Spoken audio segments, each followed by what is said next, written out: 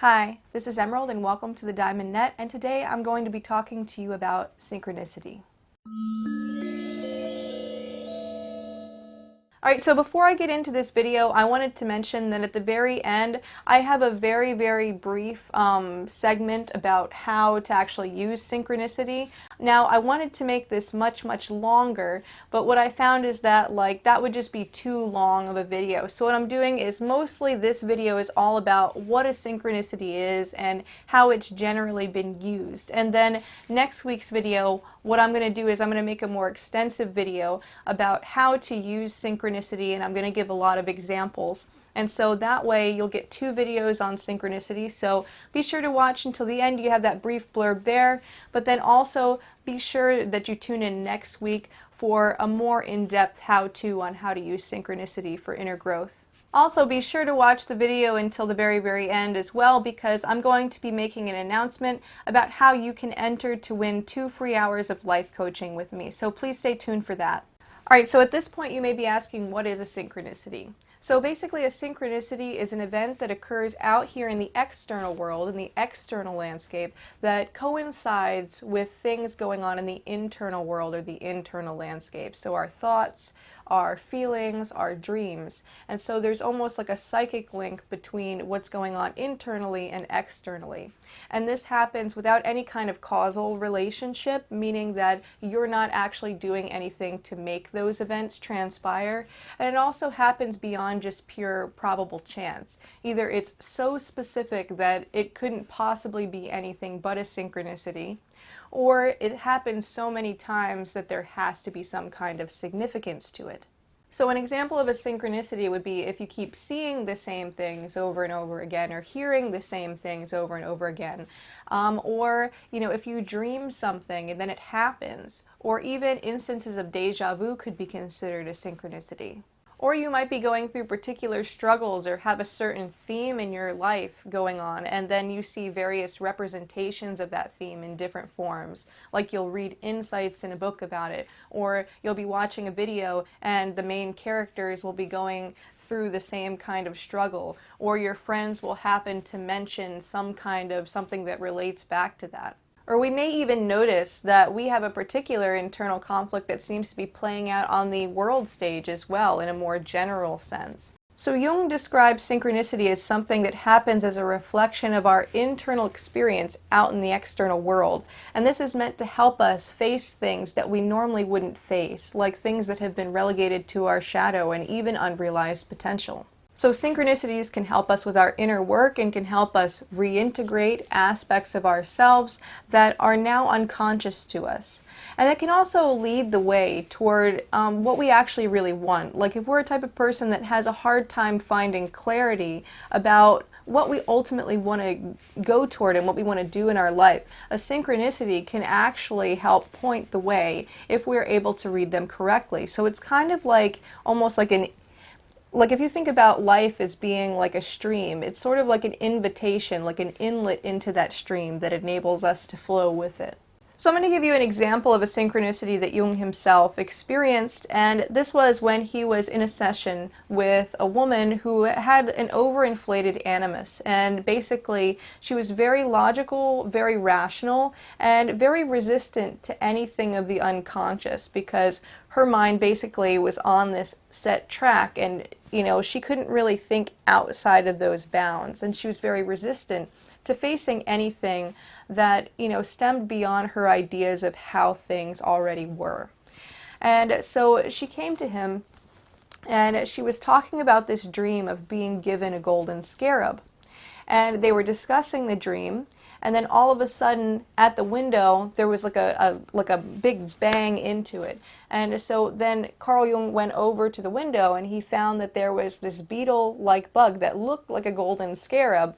And he killed a bug and he grabbed it and he showed it to the woman and he goes, "Is this your scarab?" And the woman said it looked exactly like the bug from her dream. And she couldn't explain it in any other way. Why a bug that wouldn't normally even be in that area of the world suddenly shows up when they're discussing it. And so this enabled her to open her mind up a little bit more so that they were able to continue on with the treatment and actually be more successful. Now, you may look at this situation and say, like, well, really, what does a golden scarab have to do with anything? Like, how does the presence of a golden scarab, like, what does that even mean? Certainly it's a strange coincidence, and certainly, maybe you could even say it's a synchronicity. But how do those synchronicities actually help us grow? So it's important to note that synchronicities often operate through the lens of archetypal meaning. So where an aspect of the internal experience, or perhaps even the collective and unconscious, may represent itself out in the world as various symbols. And so what an archetype is basically a common symbol, pattern, or image that can be recognized across cultures as having similar meaning.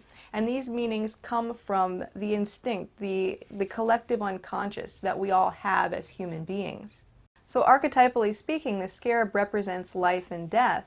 And so it's kind of a symbol of rebirth. And so if we think about rebirth in a more general sense, and we think about what that woman's need was to do, which was actually to descend into the unconscious and to face her shadow and to come back born anew, more whole than before, then that is in a sense a kind of rebirth.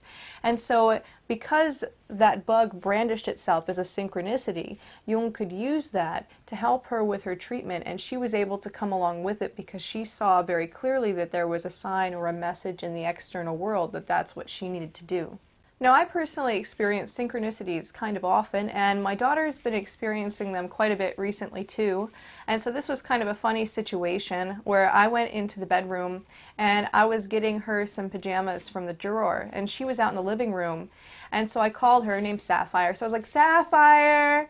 And then she comes in, I'm holding the little nightgown, and she said, "Did you just say Saph spider?" And then I looked down at the nightgown and there was a little spider crawling across her nightgown. And so this was really synchronistic. So if we wanted to actually look at that synchronicity and say, okay, what is this synchronicity trying to tell us? We could look at maybe symbolically what spiders have meant archetypally. We can look at various myths like the myth of grandmother spider from some Native American folklore. Or we can look at various other representation of spiders throughout mythology and see, okay, what do these symbols generally mean across cultures? There's also various other people who've already done this kind of mapping in relation to Jung's work. And so I think it's very, very important to know what these symbols tend to mean so we can read them properly.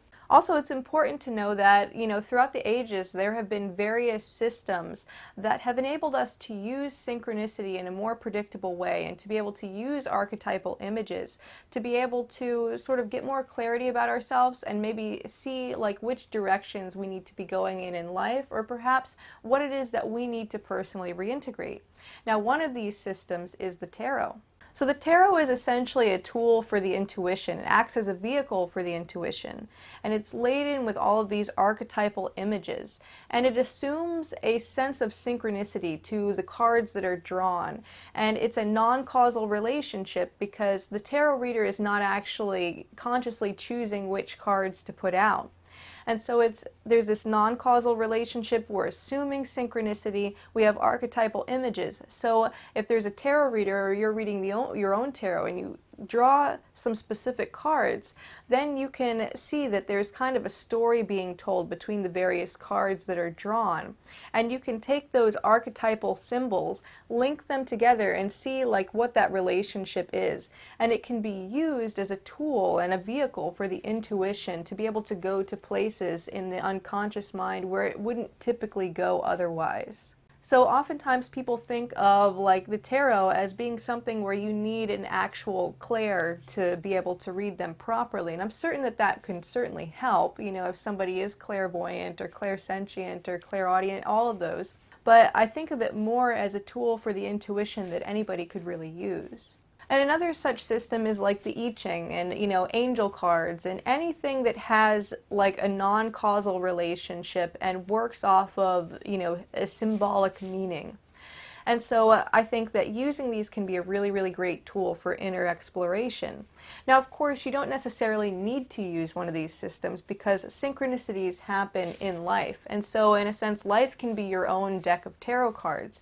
If you like, for example, like with the spider situation with my daughter, there we go, there's a spider, like, where, she kind of almost predicted without predicting that it was going to be there.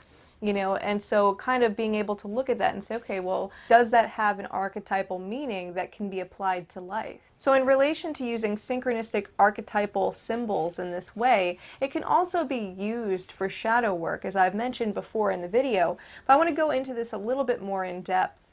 So first I want to talk about what the shadow is. So the shadow is basically all of the aspects of ourselves that we don't want to have associated with our identity or our ego. And so what happens after various traumas or certain limiting beliefs are adopted, or just throughout the course of time, we decide that certain aspects of ourselves are not valid and we relegate them down to the shadow.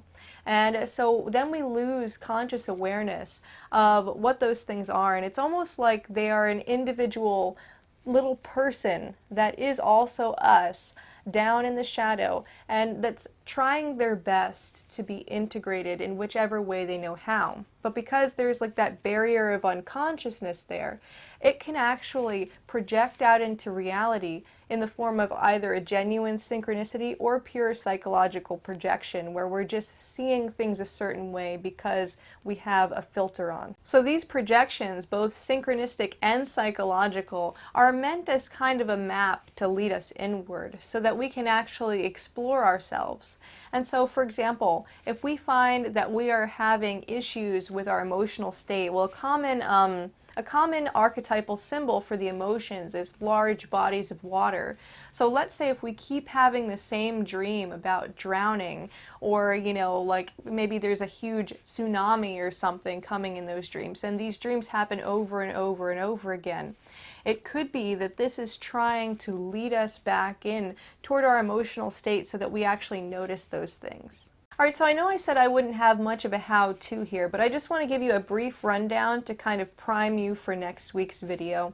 Alright, so in terms of what to do, you want to first familiarize yourself with what archetypal symbols generally mean. And there's a lot of Jungian authors that have created various dream symbol dictionaries, archetypal symbol dictionaries, or you can look across various myths and see if there are similar meanings to particular symbols. And then from there, you want to keep sort of almost like a journal of, various symbols that continue to come up or things that feel synchronistic to you. And then what you can do is you can sort of mine those for archetypal meaning and write down like the generally accepted archetypal meaning of that. And then you also want to look at your personal associations with that thing. And then you take the archetypal meaning and your personal associations and you see if they start to kind of form a cohesive story or a cohesive message. Then once you get that cohesive story or message, then you can look at your own internal state and see if any of that resonates with you and if any of it really feels like it's something that you should explore deeper. And then if you happen to be at a particular fork in the road, because oftentimes synchronicities brandish themselves at various forks in the road where you have to make a particular decision, then you can apply that archetypal meaning to whatever decision you decide to make.